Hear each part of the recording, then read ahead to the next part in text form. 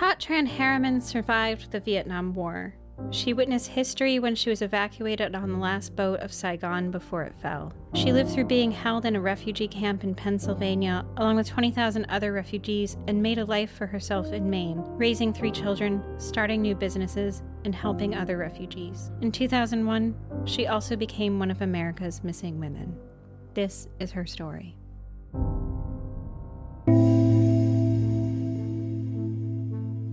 Hi, I'm Vanessa. And I'm Amy. And you're listening to She Goes by Jane, the one where Amy and Vanessa are sick. At the end of this episode and every episode, we will be joined by a special guest who will read an original poem by Amy Baker about the women we're featuring.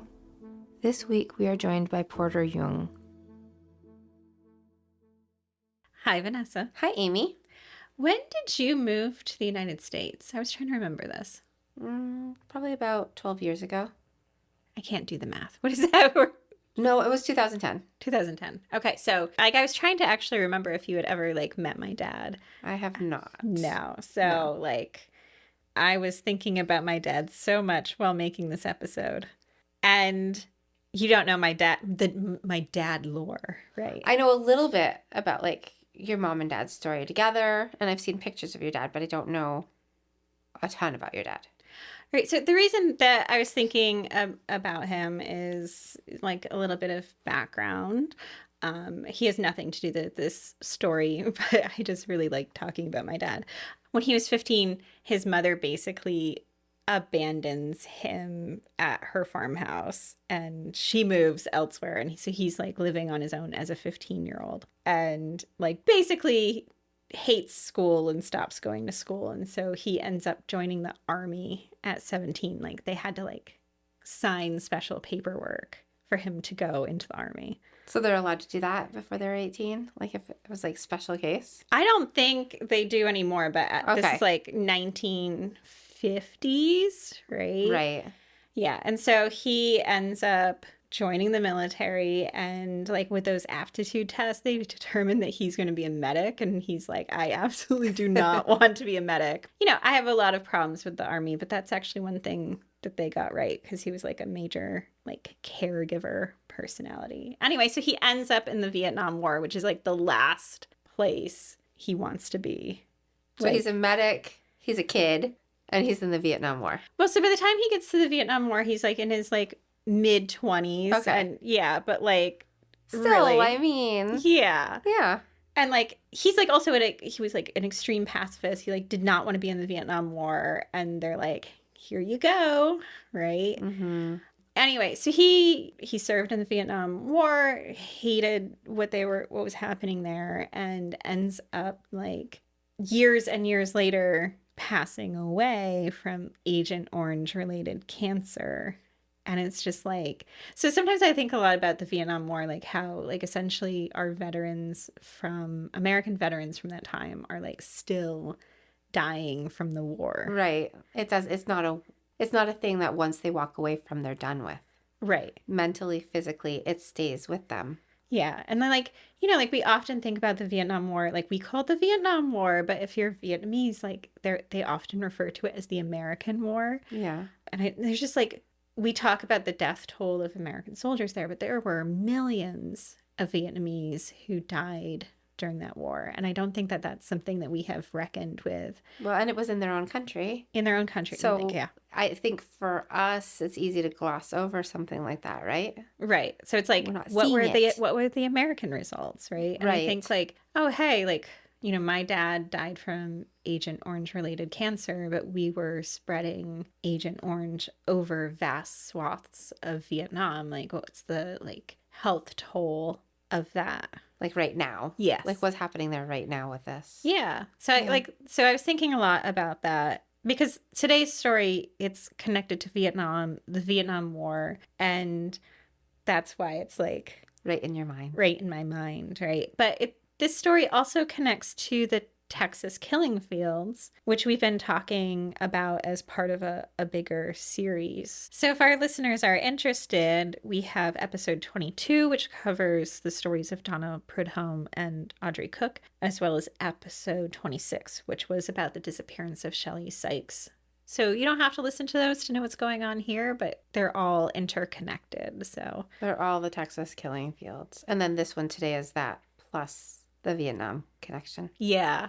Okay. So this is actually a very like rich episode in terms of information, which is in contrast to our episode, say, on like Bessie Kutnick, when I was like, there's no information. Right.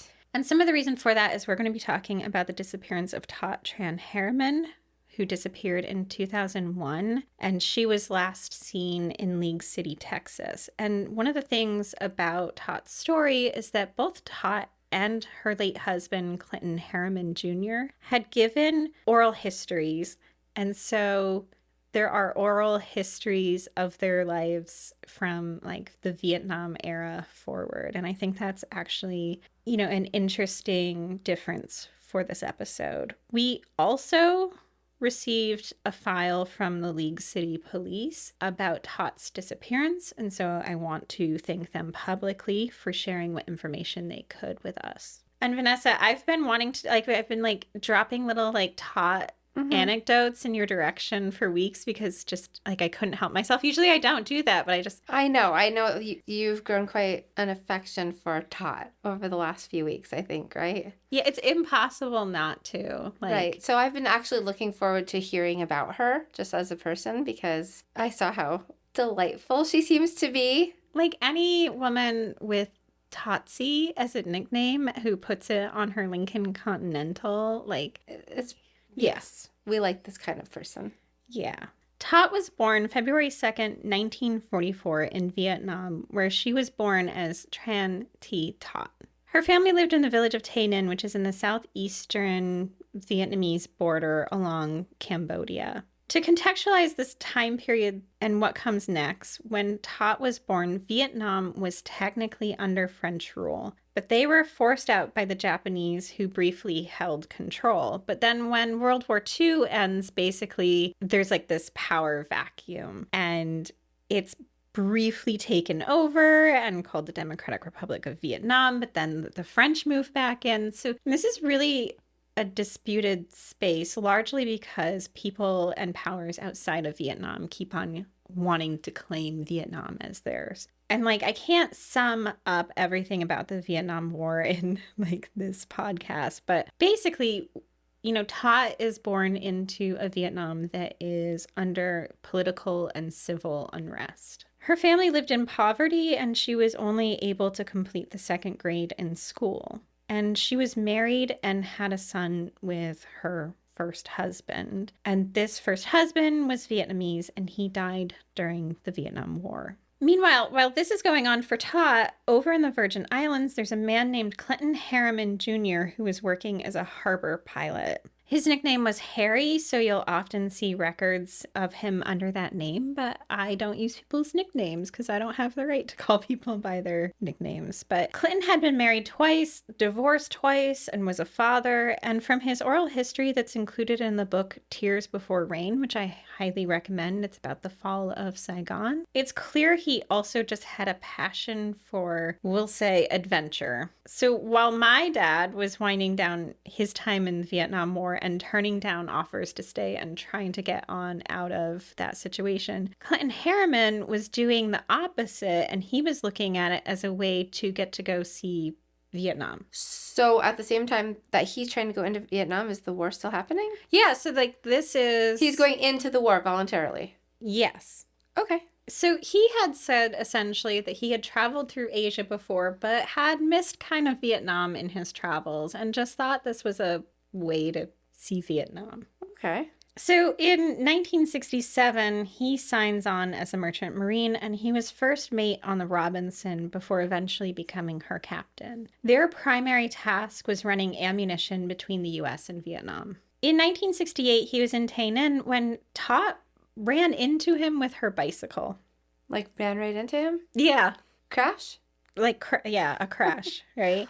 Like, he's like this like really big, tall guy, and then you've got like Tot, who's like 4'11", on her bicycle, and she crashes into them. So it's like a meet cute from like a romance novel. Oh, it is, yeah. And so like he's 25 years older than her at this point, but it really does seem like their interest was instantaneous in this moment. And so he's pursuing her, but she's hesitant largely because of the behavior she'd witnessed from other U.S. soldiers. She put him off for a whole year because she wanted to see how serious he was. And she said, I wait to know if he was an American who just think about fun, or was he a serious American? I don't blame her. She sounds like she's got a good head on her shoulders. Yeah. I mean, like from my dad, being a medic in Vietnam at this time, I can tell you that he definitely would have been like, that is a wise choice, Tot. He saw things. Yeah. So when they got married, it was in Tot's village and presided over by a village official. And in 1970, she gave birth to their daughter. Now, Clinton had an apartment in Saigon, which he used as his home base when he was in Vietnam after ammunition runs. Now, Tot did not want to stay in Saigon, particularly when he was away. Her family was in Tay Ninh, and both Tot and her husband described Tot as a country girl, someone who is more at home in the countryside and mountains than in the bustling city. So she worked as a housekeeper in Tay Ninh, and Clinton and Tot seem to have built a house there, and she lived there with her family. So to get in contact with one another, Tot and Clinton developed a system where he would send word to her when he was in Saigon, and then she would make the trek up to see him. This arrangement went on for almost 6 years, but in the winter of 1975, Clinton was back in the United States when he got the idea that things were about to go sideways in Vietnam, at least for, the American side of things. And he knows he's got to get his wife and kids out of there. He says, I knew the whole goddamn thing was going to be ringing down pretty fast, so I got a hold of the port captain and practically begged him to get out there on the USNS Greenville Victory, because that is the only ship that we had going that I could have gotten on. So at this point, he's concerned for his family. Yeah, so he's like, things are going to change pretty rapidly with this war, and he's got his wife and their kids there. Okay. So the Greenville Victory was pulling out of New York and heading to Vietnam to basically do evacuation support. So this would have been the perfect vessel for him to join. Unfortunately, Clinton slipped on some ice and broke his leg. So far, this man, we're only like partway into the story. He's been hit by a bicycle. Yes. And he's broken his leg. Yes. Okay. Yeah. So when he recounts this story, he says at this point, a Navy doctor tries to stop him from going. And the Navy doctor said, you're not fit for duty. And Clinton said, bullshit, I got to make this trip. And so then the doctor's like, I can't let you go. But when Clinton told him the reason, essentially that he needed to get his family out of Vietnam, the doctor said, well, Jesus Christ, you going to be okay? And so Clinton's like, well, yeah, I'm the medical officer on the ship, for Christ's sake. I'm loving these quotes. Yeah, like, I have actually heard elsewhere that his account is, it's described as colorful. There's some color there. But on both sides, like, not just him, the doctor too. Right. Like, this is a very colorful conversation here. Right. The whole thing. Actually, I encourage people to actually check out the whole oral history book, of which his is included, because you get his full account of things, and it is pretty colorful. But you also hear other voices from this time, right? But yeah, it is colorful, but I also just kind of imagine like this fear of like you're in the US, your wife is in Vietnam, and you're trying to get to her, right? Now, the Greenville Victory is going to do some ammunition runs to different parts of Vietnam before they essentially sit off the coast of Thailand for a bit, kind of waiting things out. But once Clinton is actually able to get to Saigon, he sends word to Tot. He only wrote, I want to meet you, to her because he didn't want to put into writing how bad things were getting at that time. Now, Tot's been living and working in Tay Ninh, and so when she gets this message, it sounds like their usual communications. It's not that she's unaware of the war. I mean, her first husband did die in it, but at this point, Tot and her family have lived through constant occupation and war. So while Clinton is like, this whole thing is going to change after this, for Tot, this was pretty much just regular life. Just life as she knows it,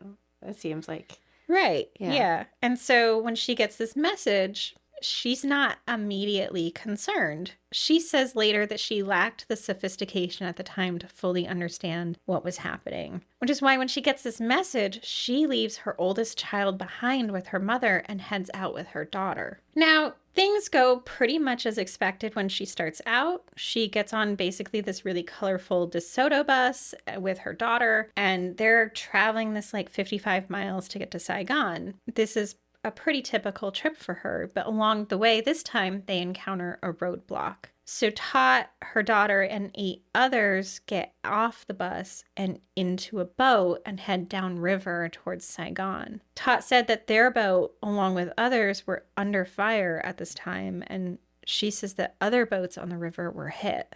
Several times during this journey, Northern Vietnamese soldiers boarded their boat, and Tot was really worried that they'll notice that her daughter is biracial because she had strawberry blonde hair. So she covers her up with her hat, and they ask if she's asleep, but Tot says she's sick, hoping that will keep them from looking at her too closely. That's a smart move. Yeah, I can just imagine, like, she thinks, like, okay, a fairly typical trip. Next thing you know, like, they're under fire on this boat, and she's starting to realize that her daughter is in danger. When she finally gets to Clinton, he's kind of a mess. He's got his cast on, and he's been standing in it for hours a day. So even though his leg is not healed and it's a wreck, he brings Tot with him to get the cast taken off. And when they get back to the apartment that he has, Tot just kept on saying to him, it's going to be okay. And she just keeps repeating that over and over, and he's trying to convince her that things are not okay. They end up leaving this apartment mostly because they feel unsafe there, and they spend the night at Colonel Vong's home, who Clinton seems to know. And when Clinton Vong's family starts arriving, Clinton's feeling like a little like a third wheel, I think. And so they left for the Hotel Majestic. But Clinton's waiting for the Greenville Victory to get back. So they're holing up in this hotel waiting for the Greenville Victory so they can leave. And when it does arrive finally, a friend gets them a driver who takes them basically in an old Renault towards the port. They're stopped along the way, though, and they're told that they'll have to walk the rest of the way to the port. But Clinton can't do that because of his broken leg. So they're running out of options here. They can't get to the port. He can't walk there. The guy won't let them through. So basically the car and driver and Clinton and Tot, they turn around and start heading back the way they came. Though they basically crawled their way in the direction of the port, going at most 15 miles per hour, heading back seemed relatively clear, and so they were making good time. But then there's a problem. They're approaching a barricade that's being put up along the roadway. And Clinton and Tot are worried that their driver is going to lose his nerve. And so Clinton has her tell the driver that if the driver doesn't floor it through the barricade, Clinton will shoot him. Does he have a gun on him?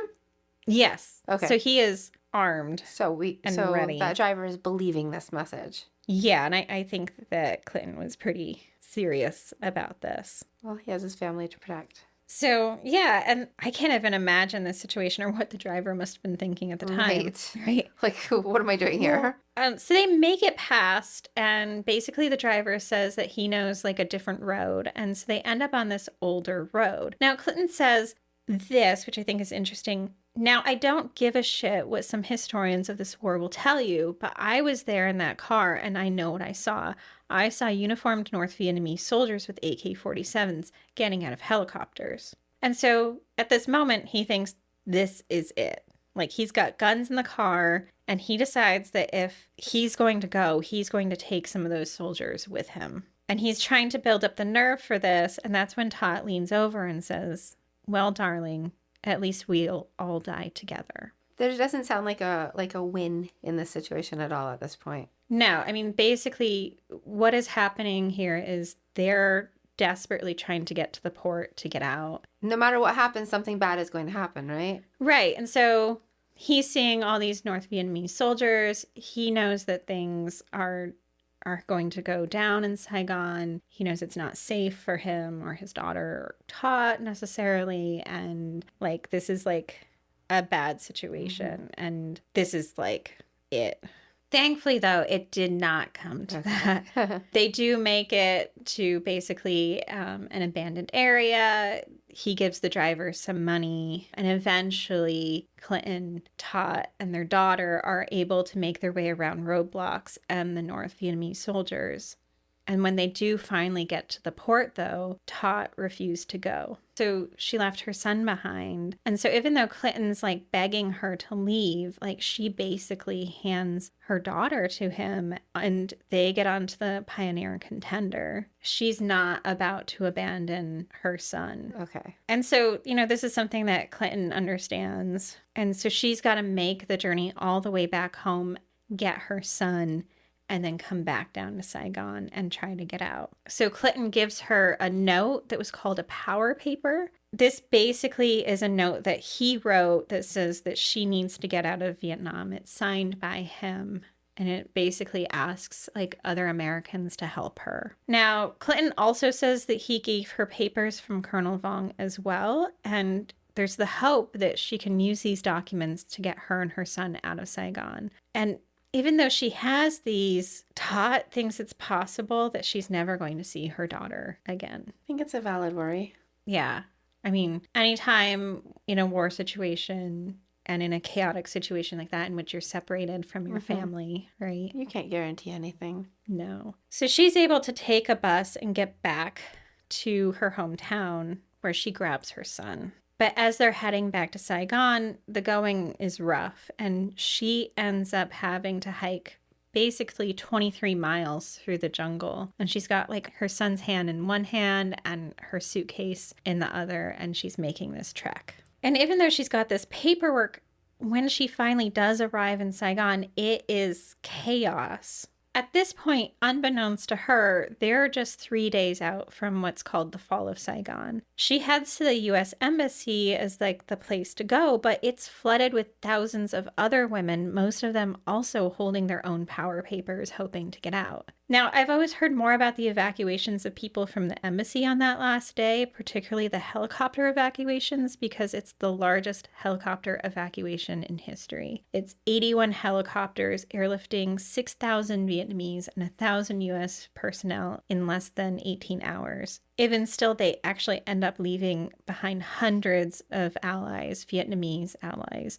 behind at the embassy. It's this massive operation, and in videos from the time, you can see like people are pressed up against the embassy gates hoping to get in, to get out of Saigon. Now, Tot, she doesn't stay at the embassy. It's too chaotic and it's too crowded, and she's worried she's not going to make it through. So she ends up using what little money she has to get to Newport, which is a base on the Saigon River. She said that she was there along with hundreds of other Vietnamese, and they stayed in a warehouse until they could get a boat. They were hoping for a boat. Clinton says it's the documents that he got from Colonel Vuong that enabled her to be there, and that she was one of the few women who was allowed into this area. Do we know how long this journey is taking for her at this point? Yeah, so basically she comes back, I think, 3 days before the fall of Saigon, and so she makes it to this warehouse, right? Which brings us to April 29th. This is when the Ho Chi Minh campaign really takes root. So this is when the Northern Vietnamese military is making a last push for the war to take over Saigon. So the American soldiers and those who are allied with them, basically anyone who's going to get out, needs to get out that day. Like I said, there's a lot of talk about the evacuation from the embassy, but they also bring in this U.S. boat called the Bu Hyun Pioneer, which is crewed by Koreans, and it pulls into Newport Harbor and lowers its gangplank, and this is the last boat out of Saigon, and Tot and her son are on it. So Clinton and her daughter are already somewhere. They're gone. They're already safe, and now she's on her way to safety on the last boat. Yes. What is the odds of that? Yeah, I mean, I'm not sure what would have happened if she had stayed at the embassy, because essentially, what they say about the embassy is they were told, hey, no more airlifts. We're not airlifting any more people. And that actually meant though they had gotten thousands of people out, it also meant that hundreds were left behind. They estimate that maybe there could have been if they had just 10 more airlifts, they could have gotten everyone out. So it's actually this really heartbreaking story to hear for the people who felt like they needed to get out of Vietnam. Now, the Bu Hun Pioneer, it makes it to international waters with Tot and her son on it, and it gets to international waters around 6:30 a.m. the next morning, and Tot awakens to find herself basically in a massive flotilla made up of warships and refugee boats. Like, they have all converged into international waters, like trying to figure out what to do. And she's watching what is happening around her. And she said, this is a quote from her, "People were climbing up on ladders. There were people in cargo nets, people hanging from the nets. And if a husband, he made it on the ship, but the wife didn't, maybe he jumps back off the ship to help her. It was so heartbroken." Now, this is already kind of like quite an ordeal she is going through. I'm kind of dreading seeing where the rest of the story comes in. Like, why Tot is an episode? I know, right? And I think, like, one of the things is, like, Tot doesn't go missing until her 50s, right? And she lives, like, such a rich life, and one that, like, is at the center of, like, this, like, major historical event, right? And it's really through her oral histories and her husband's oral history that we're able to, like, put together, like, what happened in her life. And yeah, so it is like, oh, this woman survives, gets out of Vietnam, is on the last ship out, and we also know that later she's going to go missing. Like, right. It's just like, right now I'm just listening to the story of, like, this mom kind of persevering during these horrible circumstances, and then to know that in a little bit we're going to be talking about her disappearance. Right. Yeah. Okay. We'll be back in a moment.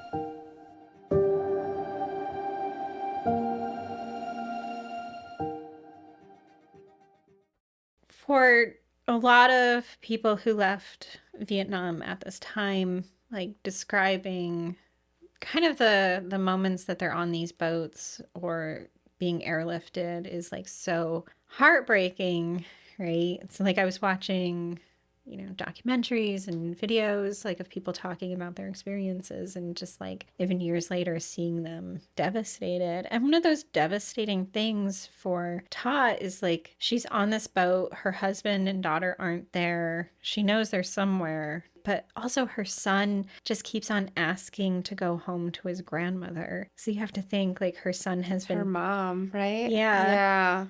Yeah, like, her and her son have just had to leave behind their other family members. And Tot has to tell him, like, they're not going back and that they need to find his sister. So it turns out that Clinton has actually managed to take him and his daughter and get onto the Greenville Victory. And this is when he finds out where Tot and their son is, so he takes a launch out to meet up with her. But by the time he gets there, the Bu Hyun Pioneer has left. But at this point, at the very least, he knows she's on her way to Guam and then will be moved on to the United States. So the Greenville Victory docks in the Philippines, and Clinton decides to send their daughter on her own to his family in the United States. So now they're all separated. Yes. At a time when they didn't have cell phones. Right. Like, how do you find somebody? I can't imagine. Like, I remember... It's like mass chaos, and then you're trying to find one little person. Yeah, like, my mom talks about, like, trying to communicate with my dad, like, through, like, postal mail. So, like, yeah. Like, you can't do that even in the situation they're all traveling. Like, I mean, people did it, but I don't know how anyone, like, ever connected with anyone. Like, how did you find people without cell phones and all that? Yeah. I don't know. I mean, I lived in the era of no cell phones, but I'm still... But, like, while you're on the move, like, it's hard to figure out, like, how would you know where to look? Yeah, globally, like, where on do you the move. Send your thing, your message? Yeah, I don't know. Like, what do we call them? Yeah, too, so. Yeah. So their daughter has been sent on to the United States. Tot and her son are, like, on their way to Guam. And Clinton, he becomes one of 6 volunteers who leave the Greenville Victory and go along with the Navy to take back this ship called the SS Mayaguez, which had been seized by the Cambodian Khmer Rouge. This happens on May 12th, so about 2 weeks later. Now, for this, the U.S. ends up being involved in what is a complicated and controversial act. In fact, sometimes you will see it referred to as the Mayaguez incident. And its impact on procedures and protocols are far-ranging, and plenty of U.S. and Cambodian soldiers actually lost their lives that day. But Clinton was there as part of the team trying to seize back this boat. So while Clinton is off doing that, Tot and her son are sent from Guam to a refugee camp in Fort Indiantown Gap, Pennsylvania. Now, as many as 20,000 Cambodian and Vietnamese refugees were held there in the summer of 1975. In fact, in my research, I found out that when he was a child, the author Viet Thanh Nguyen was there that summer as well. But this place is hot, it's crowded, and I can't imagine what it must have been like for Tot to be there basically forcefully and not be able to be in contact with her husband and her daughter. Eventually, Tot and her son are able to leave, and the whole family is actually finally reunited in Lake Tahoe. Really? I don't know why. Sounds like a nice place to be reunited. So it's actually quite a distance from, Pennsylvania, but they're able to reconnect. And by that winter, they're actually living in Cape Elizabeth, Maine, near Clinton's mother. And so for his efforts with the SS Mayaguez, Clinton ends up receiving the Merchant Marine Mariner of the Year award, which is the highest recognition a merchant marine can receive. Has there been like a documentary made about this couple in particular? I wish there was. There needs to be like a story of this whole everything. Like both of them seem like incredible people. Right. And so it's just like his history and it intersects with her history, and they're at these like really pivotal historical moments. This sounds like fiction to me. Yeah. So like, Clinton for his part, like I have some questions about wanting to join a war to tour Vietnam, but he does ends up being like, in Saigon at the tail end, and then he's part of the Mayaguez, she just happens to hit him with her bike, and then they just managed to rescue both their children and all of this stuff. So it's just how are these people doing this? Yeah. And it just stops and does something heroic and gets an award in the middle of all of it. In the middle of it, yeah. And so Tot, though, she is in, Cape Elizabeth at this point, and and they live close to the ocean, not to be a creeper, but I looked up their address and I was like, ooh, pretty. It's so pretty, right? And she's trying to make a life in Cape Elizabeth, Maine. So from southern Vietnam to Maine. Meanwhile, Clinton is taking positions elsewhere. So he spends 1978 to 1979 skippering the USNS Harkness, logging 25,000 miles on an oceanographic survey job of the Suez Canal. And he ends up getting a medal from the Egyptian president Anwar Sadat for this. And then after that, he's commanding the USNS Nesho, which was a Navy fleet oiler in the Mediterranean. He's doing things. He's doing things, right? Largely away from home. And back home, though, Tot is her own force. She has given birth to their son. So now she's raising 3 children. Wait, she was pregnant during this? No, she has her son after. Okay. But, yeah. So, but she's, she has 3 kids that she's raising in Maine, and she's just making things happen.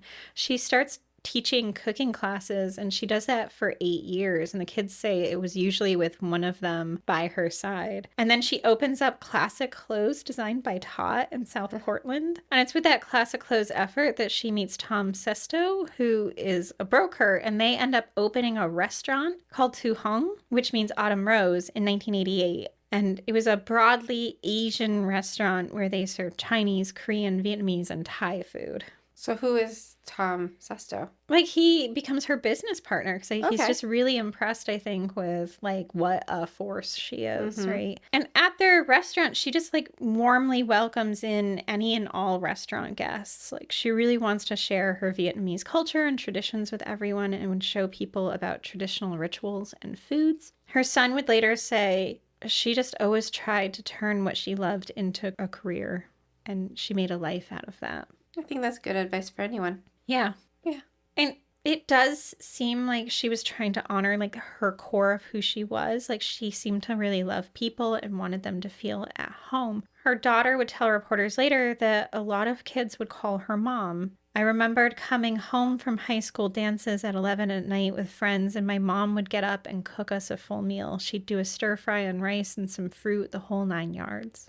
Even a high school classmate of one of her kids remembers hanging out at their house around the kitchen table and her talking and them eating. And he remembers dancing around the room with Tot and just like how small in stature she was. And so Clinton, he's significantly older than Tot. I mean, he was 25 years older. And in 1992, a lot changes for their family. Clinton passes away from a heart attack. And the next year, Tot took her children to Vietnam to see her family. A lot had likely changed from what Tot had left behind. Clinton had shared in his oral history that they'd had a large house there during the war, but it had been seized, and her family, like her mother and siblings, had been moved to live in what sounds like a storage shed. Is that where they still were in 1992? Yeah, Like it sounds like it from what I can tell. I mean, I can't confirm, but yeah, I mean, a lot had been... It changed their lives forever.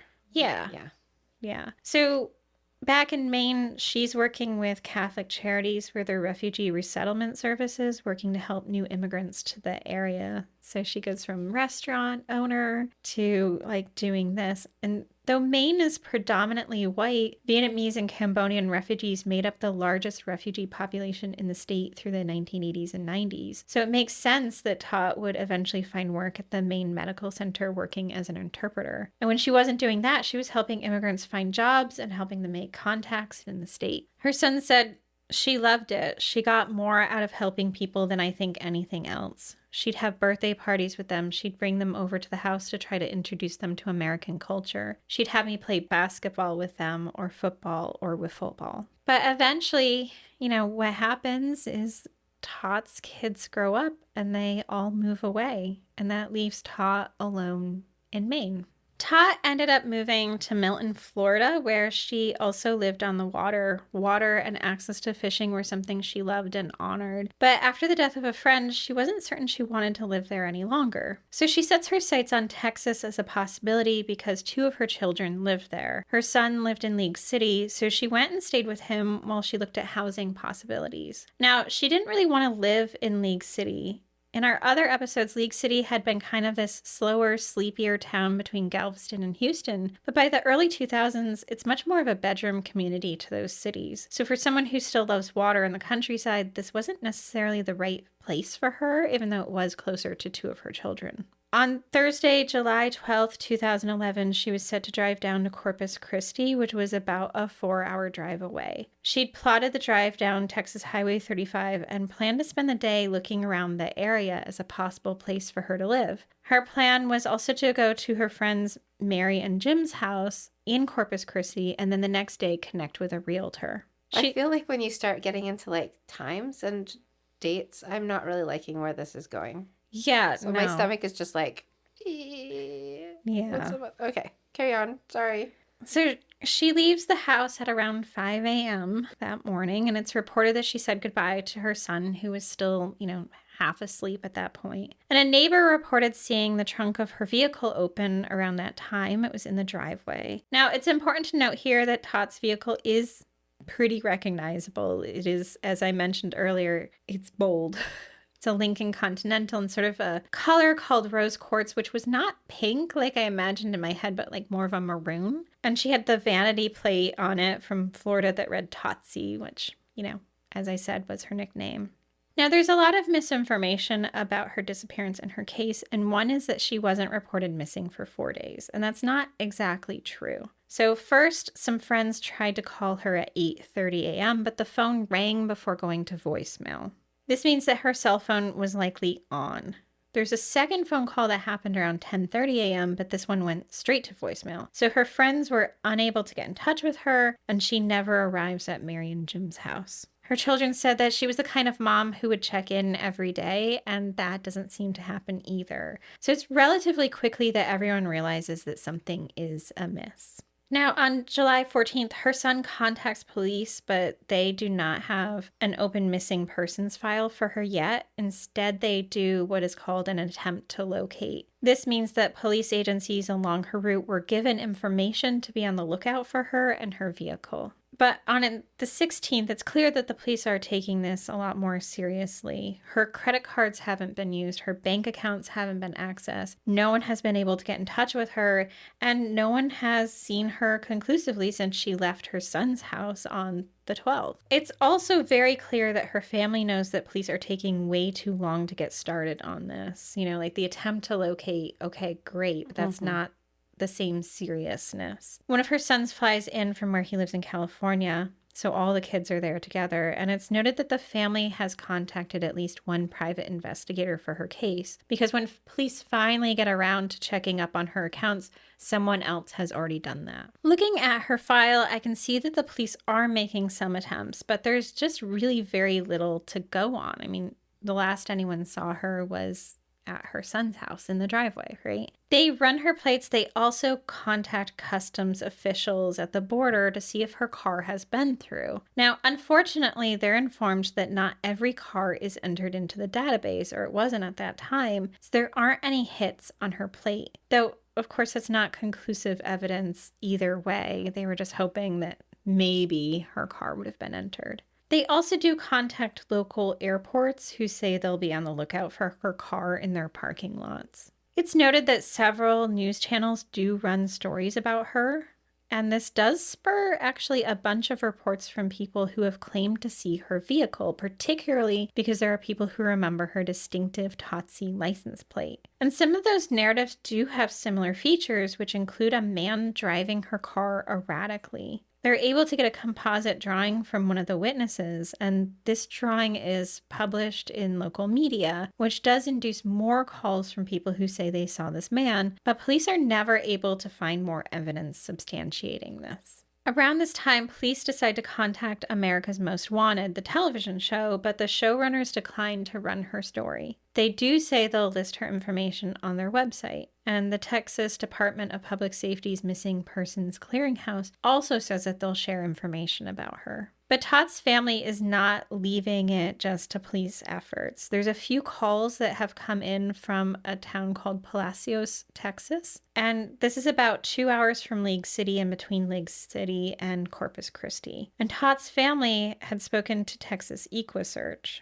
We talked more about Texas EquuSearch in another episode about League City, but they're a nonprofit organization out of Texas who's been instrumental in a lot of missing person searches. And so they all get word that maybe someone has seen something in this area. So they start doing ground searches in that area and also start to hand out flyers. So in all of this time, have we ever found her car? No. So Tot is missing with her vehicle. So both are actively being searched for. Okay. I mean, it's a whole very distinctive Lincoln Continental. Right. She sounds distinctive. The car sounds distinctive. It seems very hard to lose them in like a shuffle of like gray cars. Yeah. Like, how do we lose Todd, right? Yeah.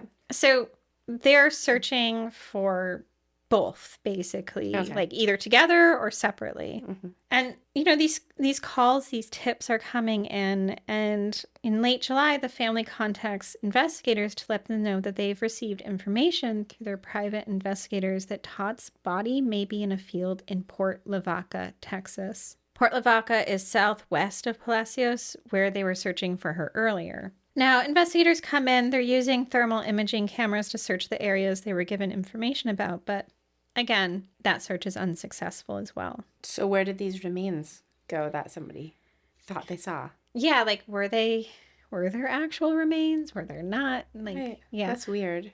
Yeah, I mean, we've done some stories before where there are like these weird tips that come in that just don't pan out, and so it's hard to know whether or not that was serious or not. Yeah. There are two main theories that police are working on. One is this, you know, that she was abducted and that her car was stolen, and that's in line with some of those witness testimonies. The second is that she could have had an accident and driven into a body of water like a canal or a bayou along her way down to Corpus Christi. And you can see her police file, like they're working this second angle when the first one doesn't really pan out. They drive along her proposed route and start looking for areas where she could have driven off or places where guardrails are damaged.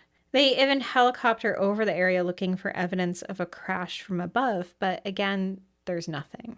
Now, one of her sons, he ends up creating a website called findtot.org as a place to gather and share information about her disappearance. And he's rather dissatisfied with the police investigation at that point, and I don't blame him. He says in one report that even though information was sent out about Tot, he starts approaching beat cops in Houston and asking them what they know about his mother, and they don't know about her case at all. So he's just They've out never there. even heard about it. Yeah, no. So he's like out there testing people, like, they're in like the greater Houston area, with League City. And so he just wants to know, like, has this information like permeated the surrounding areas? And it's a no, apparently. And it sounds like police are equally frustrated. On August 11th, Richard Renison of League City Police, who actually later goes on to become like an FBI agent and is instrumental in the identification of Audrey Cook and Donna Prudhomme. Like, so I was like, oh, I thought I've heard this guy's name before. Mm-hmm. He, is working this case. I can see his name on her files. But he ends up telling reporters on August 11th, like, we've got a big pile of nothing. In the years since her disappearance, there are steady entries in her file. They make one of the sons do a polygraph test. Really? Yeah. So, like, are they suspecting him? I mean, I guess at that point they're like suspicious of everyone. So they polygraph like the son's house she was staying at, just to like make sure. He passes, of course. And they get DNA swabs from 2 of her children so that the DNA can be on file and entered into like things like NamUs and CODIS. And they occasionally follow up on remains that have been found, to see if they're her, but there isn't actually much substantial new information in her case in all of the years that she's been missing. I'm finding it so crazy. Like, I mean, it seems one thing for a person to disappear, but for the car to disappear too? Yeah, I mean... That's why, like, those water theories do kind of, like, make sense. Right. And one of the things that, like, we've talked about before, a lot of, like, what we believe would happen in a missing person's case, like, doesn't actually happen. And so there are, like, actually a ton of volunteer divers and dive teams who actually go around the country trying to solve cases where bodies of water might be involved. Because... Right. They are not searched as much as you would think that they are, right? So you think it just could be that? Like, it's really unclear, right? What's with the person that they saw driving her vehicle? Like, well, multiple and cars people can be like that. Disassembled too, and right. things like that can happen. Yeah. So like, is her car, in pieces somewhere, and something was done to harm her? Was it that she had an accident? And this is one of those cases where, like, someone just kind of just like blips out of their like life. Kind of similar to Bessie last week, where we don't know, like, was it an act of violence or was it just something that occurred? Right. So like someone's doing something, people see them, and then what happens? Yeah. So in 2002, which is the year after her disappearance, her children held a memorial for her in Maine, and a marker was placed for her in a Cape Elizabeth cemetery. They told reporters at the time that they realized that she is likely dead, but essentially there's so many unanswered questions about what happened to her after she left her son's house. And I just want to close with a statement from her son because it touches on what we say all the time about missing persons that are categorized as being voluntarily missing by police when close family members don't believe that's the case. He says, I believe that oftentimes people like my mother get incorrectly categorized as people who are simply running away. And I, as well as many parents out there, know that our loved ones didn't run away, that something much more terrible happened. Until that problem can be more effectively addressed, there will continue to be a number of people, albeit small, who will be unfairly classified as runaways. We are now going to listen to Amy's poem, Theory of Water, read by Porter Duong. Porter is an actor, writer, producer showcasing stories within the Asian narrative and diaspora. She is a first-generation Vietnamese American, born to refugees of the Vietnam War and the proud daughter of her mother, a gifted singer who found her way to freedom as one of the many boat people. Her first lead role in the independent film Touch garnered a Best Actress and Audience Choice Award, a groundbreaking story of the dynamics of an immigrant family and their identity in America while navigating the afterlife of war. It opened in Vietnam to rave reviews despite concerns regarding the complicated relationship with communist government.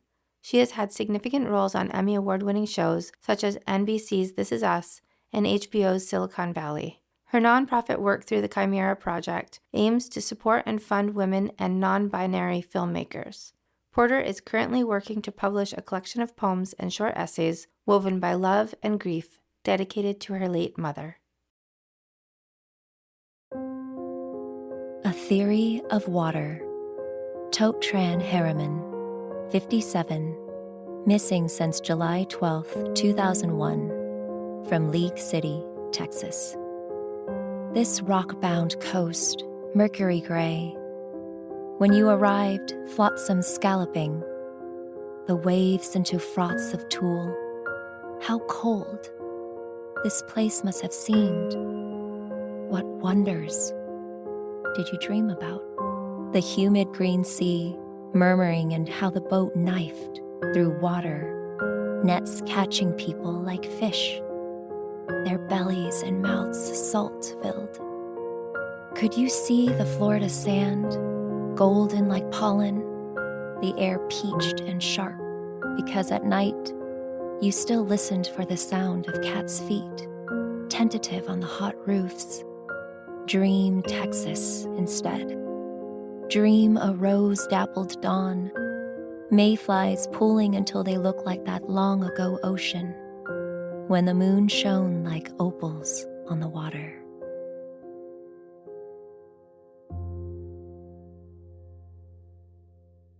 For more information about our show or to check out other shows on the network, please visit evergreenpodcasts.com. Bye, Vanessa. Bye, Amy.